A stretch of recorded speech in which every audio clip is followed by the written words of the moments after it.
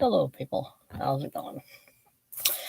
To answer the question, or both of them actually, there is very little I will not write about, and there is very little I won't read. I like the reason I like to explore all aspects of human nature is I like human psychology, which is human nature. But it's why I read everything I read and write about. Very little I won't write about. I mean, I'm sure quite often the one I've written and posted on my blog site has probably bothered a few people, but I don't mind dealing with certain subjects. Abnormal subjects. Trying to be. I'll get to the word. I'm fascinated by human psychology. To me, human psychology, human nature, to me, it's the same thing. And it might as well be the same thing. I mean, it really is you know, why do people do what they do? Why do they allow things to happen to them that normal people would say that's just wrong? I mean, my last short story is about the kink lifestyle. Well, at least an aspect of the kink lifestyle. It's more or less actually more about two people who are doing research on the subject but don't realize that they're both the, the test subject of their research. They don't realize this. It's kind of the point of the story is sometimes you're the one thing, you're the actual subject more than you think you are. But the idea of why people do what they do, why they allow the things to be done to them, why they volunteer to do things, it says about human experience. The old saying, write what you know. Well, yeah, that's fine, but then that should also tell you need to know more. It's also part of the story too. I find people interesting, not to mention annoying sometimes, but I do find them interesting. I find why they do the things they do interesting. I find why they don't do the things they do interesting. Look, I've read. Okay, you know who Holly Madison is? She was in the Girls Next Door, Hugh Hefner, Playboy, so on and so forth. I've read her book. I am fascinated by the fact that one, she's honest with why she did what she did and everything else, but I'm interested in why and how come and and all those dynamics that go inside the human psyche and the human psychology that says I'm going to post in Playboy and I'm going to justify it and rationalize it. Why? I mean, you would think that at some point it would become so degrading, but yet people keep doing it anyway. So I'm fascinated by why people put themselves into positions that either they later regret or later they don't have a problem with. Now, I've read several memoirs of people in the porn industry because I want to know why. Why? I've read people who have become serial killers. I want to know why. I've read people who have done this, that, and the other. I want to know why, who they were, what motivated them, what did they want out of it. That to me is what writing is all about. And that is why I write. I like to write about things that bother people. And I will write about things that bother people, believe me. I've done it enough times.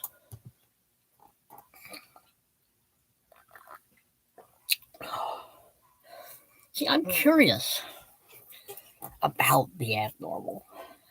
Because I hate telling you this. We're all abnormal. Some of us are just more honest about it than others. I think people who write safely, they're they're afraid of something. There's something about writing safely that's comfortable, that's good. It's true. Not all stories need to be, X-rated or R-rated. But if you're going to deal with human psychology and human nature and everything that makes a human being what they are, you do have to deal with the dual nature of the human psyche.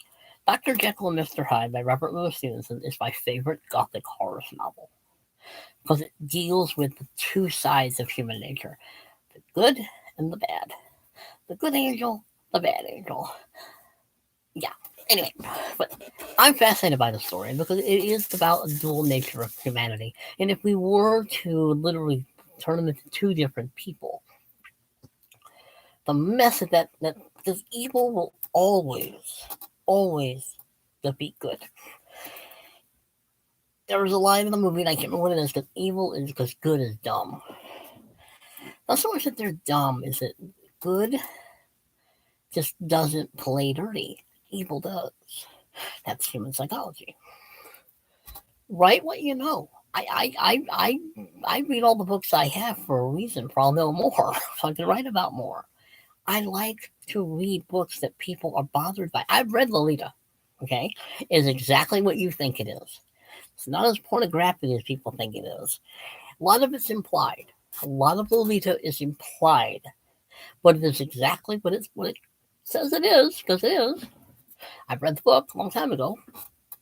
I was fascinated by the human psychology of it.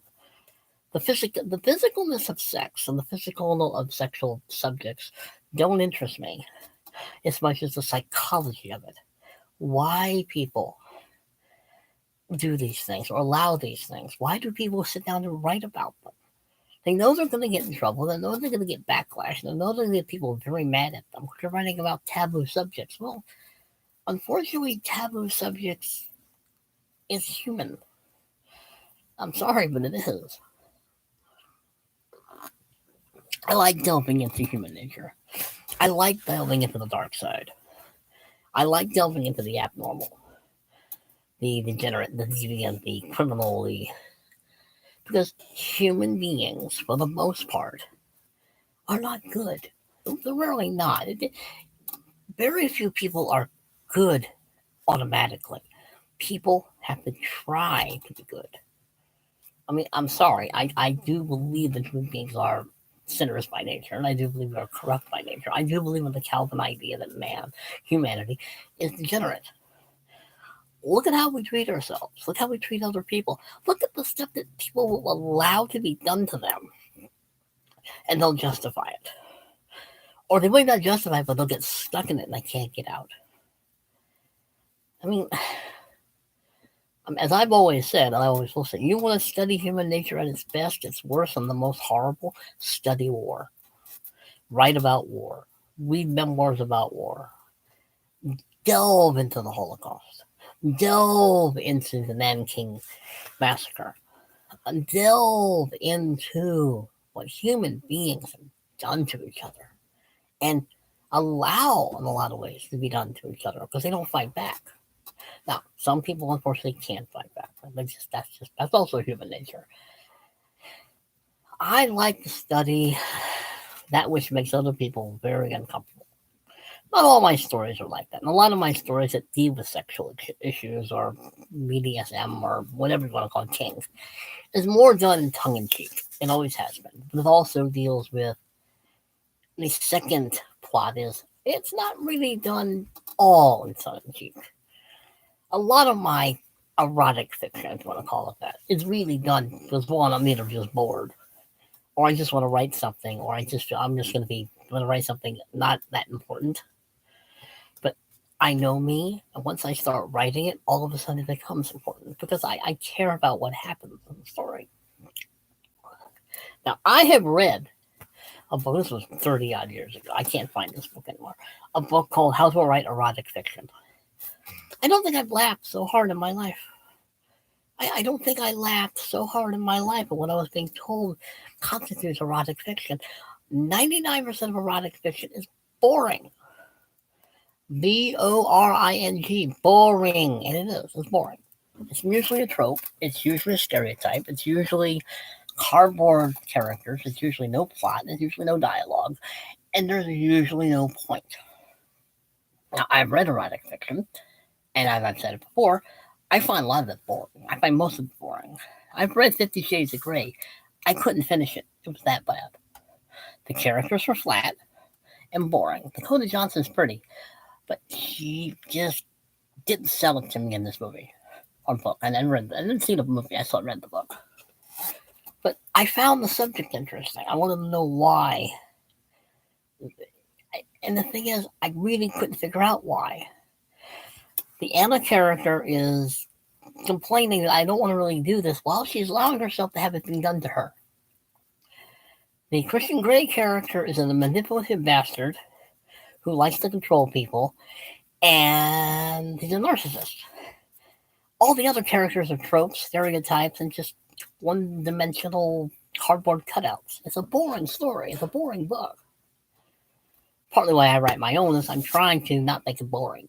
My problem when I read stories like that is I want plot. I want dialogue. I want character development. It's the same reason I don't watch a lot of movies these days or anything else, because they're not about anything. I will read anything. I mean, I've read The Handmaid's Tale. I found it boring. I found it a one-dimensional. It read like a rough draft. I I will read anything. I keep saying that because it's true. But I don't. I'm not. I'm probably too picky in a lot of ways, depending on the subject.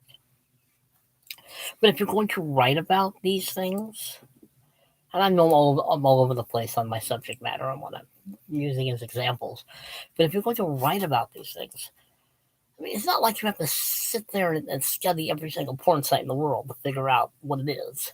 You already know what it is, or what sexual issues are, or what the BDSM community is, or war, or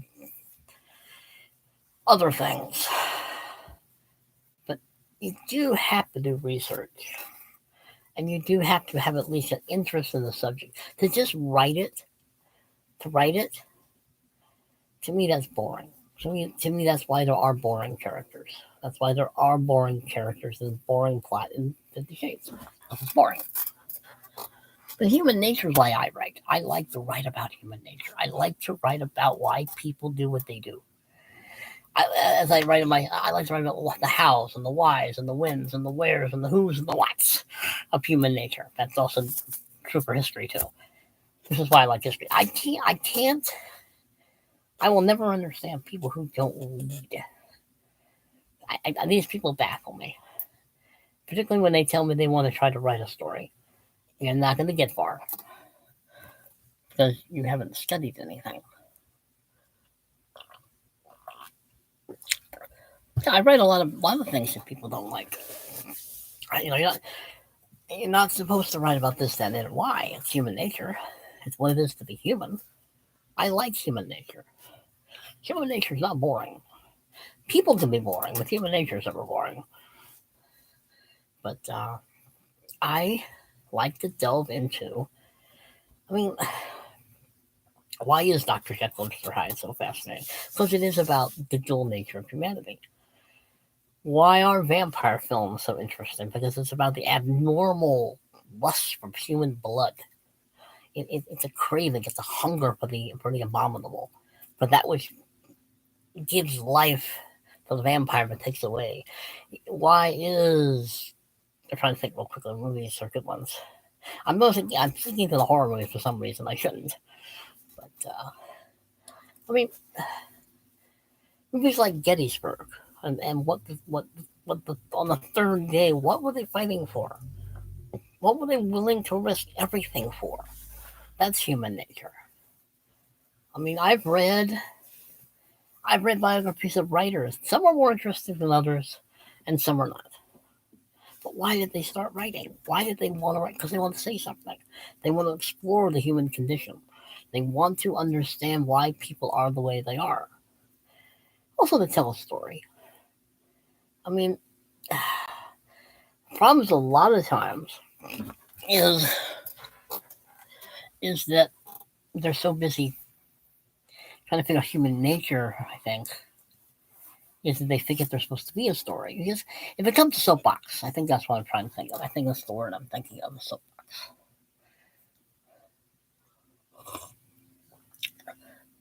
I mean, I read everything. I will read. I don't think there's a subject I won't read about. If I think it'll make a good story, or I could use it in a story. That's why I had my book up there. Yes, I do need all these books.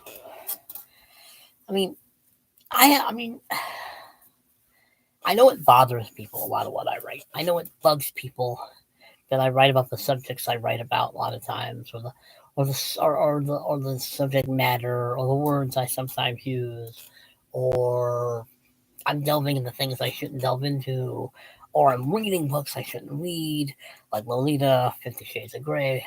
That was a boring book. The first one was interesting. The first thing is one is very interesting if you want to understand the psychology of a predator. Because it is written very well if you want to understand the psychology of a predator. it doesn't explicitly show anything. I've never seen the movie, by the way. I've read the book, of course, and I have read a book about Nabokov, yeah. But I mean, I think in a lot of ways, I don't think there's anything that can't be interesting. I think most subjects can be interesting. I think most topics can be interesting. I think there's very little of human nature that cannot be written into a good story, or a good plot, or a good something. But like the examples I keep giving about 50 Shades and anything else I can think of, it's boring. It's like Handmaid's Tale. It's boring. I'm sorry. It may be a good plot idea, and it may be an interesting idea, and it may work as an idea, but once you start writing it and the characters just become tropes and stereotypes and one, or maybe if they're lucky, two-dimensional whatevers, you kind of lose me. I mean, another thing about me, though, to be fair, is I read a lot more nonfiction than fiction. I would estimate that probably 75% of what I read is nonfiction, and mostly history. And which might actually make me kind of low, actually. But I'm going to say 75%, but it's easy to do it. That means 25% of what I read is either plays, short stories, or novels. Those are the top three, and poetry sometimes. But see, part of me is I view everything through the lens of history. I really do. I mean, part of I'm not sure if that's a problem or not, but I do kind of look at everything through the lens of history. As psychology, to me, history are the same. You can't study without one without the other. That's my theory, anyway. But there's very little I won't read. Ask anybody. I will read anything. I mean, I shouldn't say I've read it. I read just a little bit of Satanic Verses, and I got bored. Sorry, I got bored. It's like, oh, this is boring. I mean, I've read the Quran. Sorry, boring. It's also plagiarized. I mean, when I grew up, I was into Jack London, Stephen Crane, Jules Verne, H.G. Wells, Mark Twain, a host of other well-known authors. And I liked their stuff. I didn't really get into human psychology as an interest when I started writing until later. To me, I just found them fun to write. And then I began to realize, I wonder why. That came later, but it didn't come. It's supposed to rain today. Supposedly. It's been raining off and on all summer. All spring and summer. I mean, I may do another version of this. I may do another one of what I read and won't read. My whole point is that they always say that, write what you know, write what you know, blah, blah, blah. Well, then you better know a lot. You better to be a good writer, you need to be a good psychologist, not just a good researcher. You need to be a good psychologist, and you need to not be afraid to go into those dark little crevices and find stories and write them. They don't always have to be serious. They don't always have to be this gut-wrenching tale of whatever. They can't be lighthearted. I mean, the last story I wrote was not meant to be taken seriously. It's just a goofy, lighthearted, silly story because I just didn't want to write anything seriously. I didn't want to write anything serious. I just wanted to do something goofy and dumb. And believe me, it's not brilliant. It was fun to write. But I still had to interject into it, those things that are important to me, like plot, dialogue, character development, a point. Even my most simplistic of stories, and I've written a few of them just because they were something to write, were written that way. But write what you know implies you need to know a lot more. Study human psychology. Study the human nature. Read books of people who you literally, really, really don't understand how they could have gotten themselves into that position or why they went into that position willingly. That's why I read some of the books I read. I mean, I'm fascinated why Holly Madison went into what she did. It fascinates me. I'm fascinated by why Ted Bundy did what he did, because he's a nutcase. He's dead, so. I'm fascinated by war history of the different people throughout history. That to me is why I think to be a good writer, you have to study history. You have to study history. You have to study history. Because history is where you're going to find all the best and worst and evil in between of human psychology. That's why I read everything I read and everything I write about. Because it fascinates me. I'm probably babbled on long enough. It's been 20 minutes. I'll do another one. I'll do another on this subject at some point. But I did some writing today. I posted that story on my blog site already. But anyway, check it out if you know where it is. Check it out. I should put up a sign or something and tell you where to go. But anyway, behave yourselves, people. Like, share, comment, subscribe. Behave yourselves. You know I'm not going to. I didn't say it in the last video, by the way. I know I didn't. Later, later.